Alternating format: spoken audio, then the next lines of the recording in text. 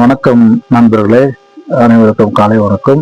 இந்த நாள் இனி நாளாக அமைய அனைவருக்கும் வாழ்த்துகிறேன். இன்னைக்கு நம்ம இந்த நாகதோஷத்தை பத்தி நிறைய பேர் நீங்க கேள்விப்பட்டிருப்பீங்க. அதாவது ஜோதிடம் தெரிஞ்சவங்களுக்கு தெரியும், ஜோதிடம் தெரியாதவங்க அந்த நாகதோஷத்தை நினைச்சு பொதுவா நீங்க பயப்படுவீங்க. லக்னத்துல ராகு கேட்குறாங்க, இல்ல 2ஆம் வீட்டுல ராகு கேது இருக்கிறாங்க, 5ஆம் வீட்லயோ 9ஆம் வீட்லயோ 12ஆம் வீட்லயோ ராகு கேதுரா சொல்லிட்டு இந்த மாதிரி ஒரு பொதுவான விஷயத்த நம்ம கேள்விப்பட்டிருப்போம். இது எந்த அளவுக்கு நமக்கு இந்த ஜாதகத்துல வேலை செய்யுது அப்படின்னு எடுத்துக்கணும். இது ஏன்னா பெரும்பாலும் திருமண காலகட்டங்கள தான் இந்த ராகு கேது தோஷத்தை முக்கியமா பார்ப்பாங்க. மற்ற நாள்ல பெருசா பார்க்க மாட்டாங்க. திருமணம் நடக்குமா, நடக்காம போகுமா, அதே மாதிரி குழந்தை பாக்கியம் கிடைக்குமா, இல்ல இதுல ஏதாவது தடை ஏற்படுமா, இந்த மாதிரி விஷயங்கள்லாம் பார்க்கறது இந்த நாகதோஷத்தை பெரும்பாலும் பார்ப்பாங்க. பொருத்தம் பார்க்கும்போது இதை கண்டிப்பாக கவனிப்பாங்க. ஒரு ஆண் ஜாதகமா இருக்கட்டும், பெண் ஜாதகமா இருக்கட்டும், இவங்களுக்கு இந்த நாகதோஷம் இருக்கா இல்லையா அப்படின்றத பொருத்தம் பார்க்கும்போது கவனிப்பாங்க. சரி, ஒருவேளை லக்னத்திலேயோ இல்ல லக்னத்துக்கு 2ஆம் வீட்டிலேயோ இல்ல ராசியிலயோ ராசிக்கு 2ஆம் வீட்டிலேயோ 5, 9 இந்த மாதிரி இடங்களிலோ ராகு கேதுக்கள் இருந்தா என்ன செய்யும் அப்படின்ற ஒரு பொதுவான விஷயத்தை தெரிஞ்சுங்க. இப்ப ராகு கேது எங்க வேணா இருக்கட்டும், 12 வீட்டுல எங்க வேணாலும் ஒரு இடத்துல இருக்கதான் போறாங்க. நம்ம பூமியில பிறக்கிற அனைத்து ஜீவராசிகளுக்குமே, மனித குலத்திற்கு 12 கட்டத்துல ஏதோ ஒரு இடத்துல இருக்கதான் போறாங்க. அவங்களுக்கு உண்டான வேலையை பகவான் சொல்லியிருப்பாரு, அதை செய்யதான் போறாங்க. இப்போ இந்த ராகு கேதை பத்தியா பெருசா பேசுறோம், பயப்படுறோம் அப்படின்னா, பெரும்பாலும் பழைய காலத்துல முந்தைய காலத்துல அந்த ராகு கேதை வச்சுதான் திருமணம் தடைப்பட்டு சொல்லிட்டு எல்லாம் சொல்லி நீங்களும் பயப்படுங்க. அது நாகதோஷம் இருக்குது, இந்த நாகதோஷம் இருக்கிற ஜாதகத்துக்கு இன்னொரு நாகதோஷம் உள்ள ஜாதகம் பொருத்தணும் அப்படின்ற மாதிரிலாம் ஒரு பொது கருத்து இருக்குதான் செய்யுது. சரிங்களா? நம்ம அதெல்லாம் போக தேவையில்ல. இது ஒரு ஜோதிடத்துக்கு உண்டான தனிப்பட்ட விஷயங்கள். இது பொதுவா நீங்க தெரிஞ்சுக்க வேண்டிய விஷயம் என்னன்னா, ராகு கேதுக்கள் எங்க வேணாலும் இருக்கட்டும், தவறு ஒன்றும் இல்லை. அவர்கள் எங்க இருக்கிறார்களோ அந்த பாவகத்துக்கு ஏற்றால் போல் வேலை செய்யக்கூடியவர்கள் அவர்கள். அந்த வீட்டு ஹவுஸ் ஓனர், அதாவது எந்த கட்டத்துல இருக்கிறாரோ அந்த கட்டத்துக்கு உண்டான ஓனர் என்ன வேலை செய்யணுமோ அந்த வேலையை இந்த ராகு கேதுக்கள் செய்வாங்க.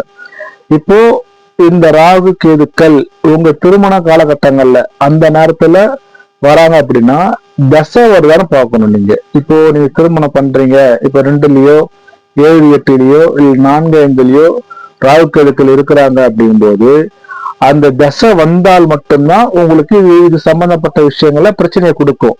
இந்த லக்னத்துக்கு 2லயோ ராசிக்கு 2லயோ லக்னத்துக்கு 4, 5லயோ இல்ல ராசிக்கு 4, 5லயோ இந்த மாதிரி இடங்கள்ல இருந்தாங்க அப்படின்னா அந்த தசை வரும்போது மட்டும்தான் இது உங்களுக்கு பாதிப்பை கொடுக்கும். மற்றபடி உங்க தசையே வரல அப்படின்னா பெருசா அதனுடைய பிரச்சனைகளோ அது சார்ந்த விஷயங்களோ உங்களுக்கு ஒன்றும் பண்ணாது அப்படின்றது இது அனுபவபூர்வமான விஷயங்கள். நீங்க புக்ல படிக்கிறது அப்படின்றது பொதுவான விஷயங்கள்லாம். இது இங்க ஜோதிடம் அப்படின்றது பொது தளங்களை பேசும்போது பொதுவான விஷயத்தை மட்டும் தான் பேசுவோம். ஏன்னா பல கோடி பேர்கள் ஜாதகம் வச்சிருப்பீங்க, அவங்களுக்கு கட்டத்துல அந்த மாதிரிலாம் இருக்கும். அதனால பொதுவாக தான் பேசுவாங்க, எல்லா ஜோதிடம் அப்படிதான். ஆனா உங்க சுய ஜாதகத்தை உங்களுடைய குடும்ப ஜோதிடவோ அல்லது உங்களுக்கு தெரிஞ்ச ஜோதிடத்தை கேட்கும் போதுதான் சொல்லுவாங்க. அந்த ராகு கேதுக்கள் எங்க வேணா இருந்துட்டு அது சம்பந்தப்பட்ட தசை வரும்போது மட்டும் அந்த பாவகத்துக்கு உண்டான நல்லது கெட்டதெல்லாம் நடக்கும். இப்போ ஒரு வேளை இந்த 1லயோ 2லயோ 5, 4 இந்த மாதிரி இடங்கள்லயோ இருக்கிறார் அப்படின்னா இந்த ராகு கேதுக்களை குரு எங்கேயாவது இருந்து தனது 7ஆம் பார்வையாவோ 5ஆம் பார்வையாவோ 9ஆம் பார்வையாவோ பார்த்தாருன்னா நீங்க அதை நினைச்சு பயப்படவும் தேவையில்லை. இதுதான் பரிகாரம்ன்றோம். அதாவது பரிகாரம்ன்றது நீங்க கோயிலுக்கு போய் பண்ணணும்னு அவசியம் கிடையாது. நம்மளோட ஜாதகத்திலேயே பரிகாரம் இருக்கும். அதாவது சுபர் தொடர்பு வரும்போது அந்த பாவகம் பரிகாரத்தினால் நிவர்த்திப்படும். நீங்க கோயிலுக்கு போகணும் அவசியம் கிடையாது. அப்போ குரு தனது 5, 7, 9ஆம் பார்வையிலோ எங்கேயாவது பார்த்தாருனாலும் இது அந்த தோஷ நிவர்த்தி. அதே மாதிரி ஒவ்வொரு லக்னத்திற்கும் சுபர்கள் அப்படின்னு ஒருத்தர் இருப்பாங்க. அந்த சுபர்கள் இந்த ராகு கேதுவை பார்த்தாலும் உங்களுக்கு தோஷம் பெருசா பண்ணாது.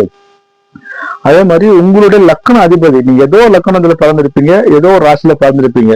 அப்போ இந்த ராசி அதிபதியோ லக்ன அதிபதியோ இந்த ராகு கேதுவை பார்த்தாலும் இது தோஷம் இல்லை.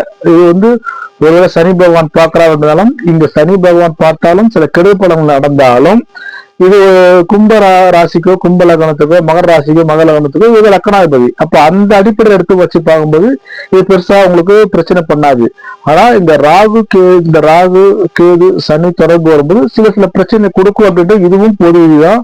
உங்களுடைய தசாபுத்தி தான் எல்லாத்தையும் முடிவு பண்ணும். கோச்சாரங்கள் அப்படின்றது அது ரவுண்ட் அடிச்சுனே ஒரு நம்மளுடைய ஆயுள் காலம் முழுவதும் கோச்சாரங்கள் நகர்ந்து கொண்டே இருக்கும். ஆனால் நம்ம என்ன காரியத்தையாக பூமியில வந்திருக்கிறோம் அப்படின்றத முடிவு பண்ண போற ஆள் யார் அப்படின்னா நமக்கு நடக்க போற அடுத்தடுத்து நடக்கக்கூடிய தசைகள் தான் நம்மளுக்கு அதை முடிவு பண்ணும் நம்ம என்ன செய்ய போன்றது. அதனால இந்த 1, 2, 4, 5, 8, 7 இங்கெல்லாம் ராகுக்கதிர் இருக்கு அப்படின்னா நீங்க பயப்படாதீங்க. தசை வந்தா மட்டும்தான் நீங்க பத்தி நீங்க யோசிக்கணும். அது ஒருவருக்கு இருந்து ஒருவருக்கு இல்லைனாலும் அங்கேயும் உங்களுக்கு விதி விலக்கு இருக்குது. அதனால ஜோதிடம் இருந்தது விதி விலக்கு ரெண்டையும் சேர்ந்துதான் நம்ம பார்க்கணும். ராகு கேதுக்கள் எங்க இருக்கிறாங்களோ அந்த ஹவுஸ் ஓனர் நல்ல, அதாவது கேந்திர திரிகோணம் இருந்தாலும் உங்களுக்கு பெருசா பிரச்சனை பண்ணாது. அந்த ராகு கேதுக்கள் இருக்கிற அந்த வீட்டு ஓனர் 6, 8, 12 மறைஞ்சிட்டாங்கன்னா சில தொந்தரவு கொடுக்கும்.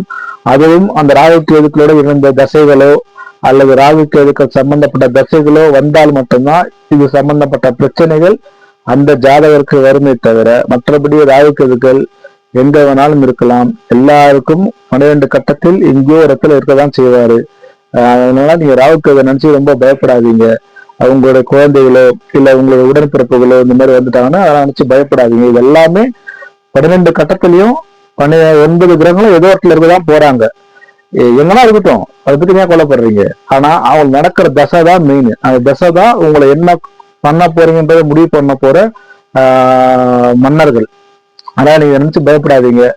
ராகுக்கு எதா இருக்கட்டும், இதே மாதிரி செவ்வாய் தோஷமா இருக்கட்டும், எந்த தோஷமா இருக்கட்டும், ஒரு பூமியில பிறக்கிறோம் அப்படின்னா எல்லாருமே யோகத்திலையும் பிறப்போம் தோஷத்திலையும் பிறப்போம். யோகம் இல்லாம யாரும் பிறக்கப்படுறதும் இல்லை, தோஷம் இல்லாம யாரும் பிறக்கப்படுறதும் இல்லை. சோ எல்லாரும் யோகமும் தோஷமும் கலந்துதான் இந்த பூமியில் பிறப்பார்கள்.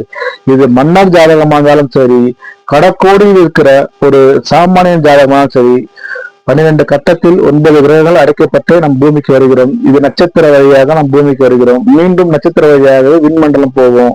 இதுதான் ஜாதகம். அதனால இந்த ராகு கேதுக்களை நினைச்சு பயப்படாதீர்கள். தசை வருதால் அப்படின்னு மட்டும் பாருங்க. தசை வந்தா மட்டும் அந்த நேரத்துல உங்களோட ஜோதிடரை கேட்டு அதுக்கு ஒரு ஆலோசனை வாங்கிங்க. அதுவும் உங்களுடைய லக்கண சுபரோ அல்லது பொது சுபர் என்று சொல்லக்கூடிய குருவோ பார்க்கிறார் என்றால் சுத்தமா அதை நினைச்சு பயப்படாதீர்கள்.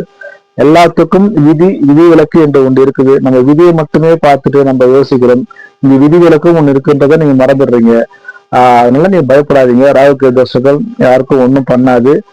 இந்த கலியுகத்துல இப்ப நம்ம வாழ்ற இந்த யுகத்துல யார் ஒருவருக்கு குரு சம்பந்தப்பட்டு ராகு தசை நடக்குதோ அவர்கள் அந்த 18 வருஷம் இந்த பூமியில இருக்கிற எல்லா சந்தோஷத்தையும் அவரவர் தகுதிக்கு ஏற்றால் போல் அவரவர் இருக்கும் இடத்திற்கு ஏற்றால் போல் அனுபவிப்பார்கள் என்பதும் அனுபவபூர்வமான ஒரு உண்மை. அதாவது ராகு கேதுக்கள் தசை, இதுல ராகு தசை வந்து ராகு சுபர் வீட்டிலிருந்து நல்ல ஸ்தான பலம் வாங்கி அவரை குரு பார்த்தார் என்றால் அவர்கள் அருமையான வாழ்க்கையை சுபபோக வாழ்க்கையை வாழ்வார்கள் என்பதில் எந்த ஒரு ஐயமும் தேவையில்லை. கண்டிப்பாக ராகு தசை நமக்கு நன்மையை செய்யும் என்றும் அவரை குரு பார்க்கும்போது இன்னும் பல நன்மைகள் செய்வார் என்றும் நம்புங்கள். இதுதான் அனுபவபூர்வமான உண்மையும் கூட.